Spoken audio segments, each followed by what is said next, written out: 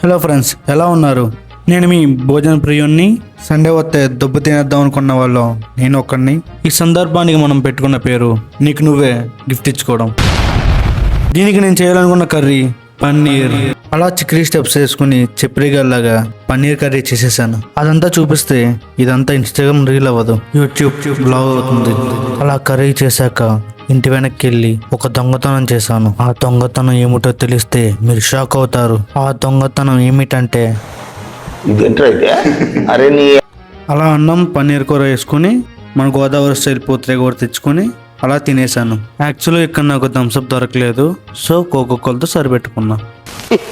బాటిల్స్కి కొత్తవి కొన్నా కానీ హృదయం దొరకదే కొనడానికి.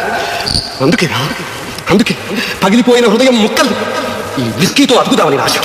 అలా అతికించుకున్న మనసుతో అలా ఆకుమడిచి ఈ వీడియోకి సమాప్తం చెప్పాను.